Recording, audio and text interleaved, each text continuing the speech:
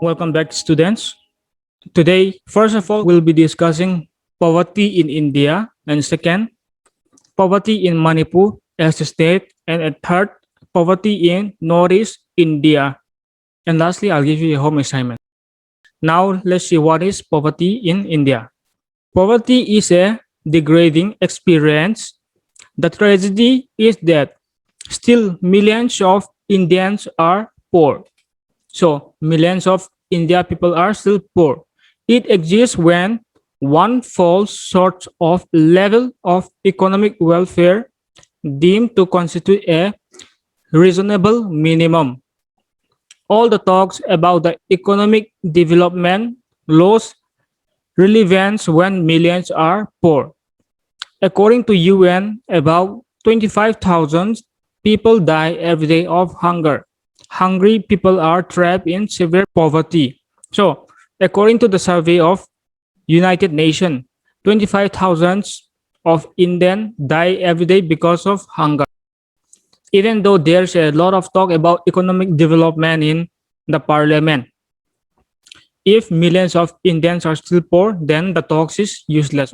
Poor people face many risks, including climate changes, rising food price and cost of access to safe drinking water, threat to health, and the loss of traditional social protection based on family or community. So, if a person is poor, then he have to face a lot of challenges, including climate changes, especially if he don't have a shelter to live on. So, when it is raining, then he have to find somewhere to spend the night.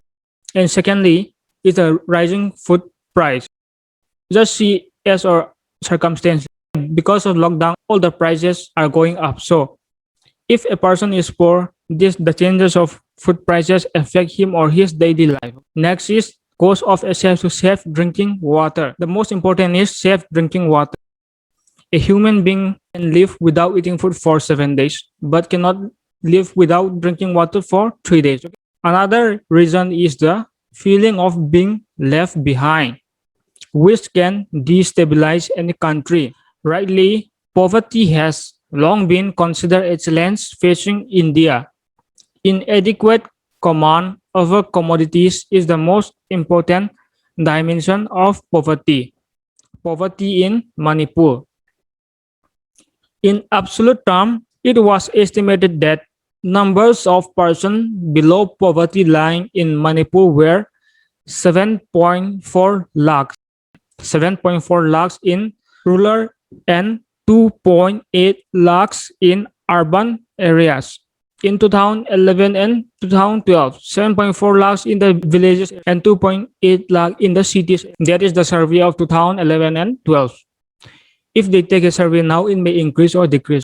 The poverty line for rural Manipur is in 2011-12 was rupees 1,118 per capita per month and rupees 1,170 per capita per month for urban Manipur.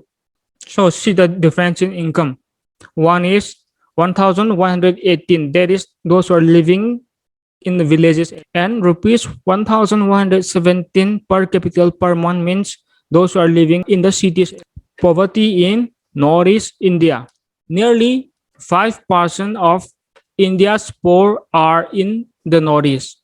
So, of 100%, 5% of the poor people are found in Northeast.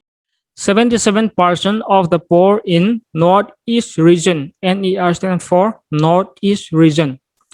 77% of the poor in the Northeast region are to be found in Assam.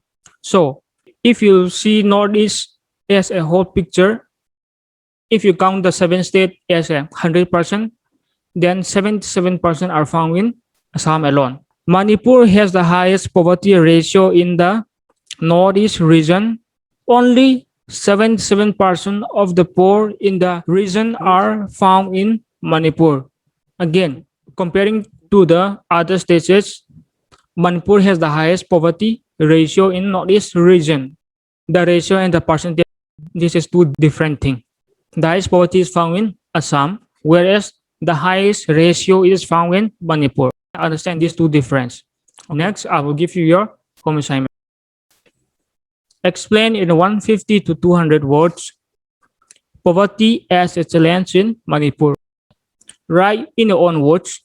Next question is, what are the steps to be taken in order to maximize the level of poverty in Manipur? Meaning that what are the steps needs to be taken in order to maximize the level of poverty in Manipur? Thirdly, what states in Northeast India has the highest level of poverty? The question is asking the highest level of poverty, not the ratio, and state the reason why. This is your home assignment. Today, I'm completing your chapter 3 poverty. I hope you understand everything and please submit your assignment as soon as possible and we'll meet again during next class. Thank you all.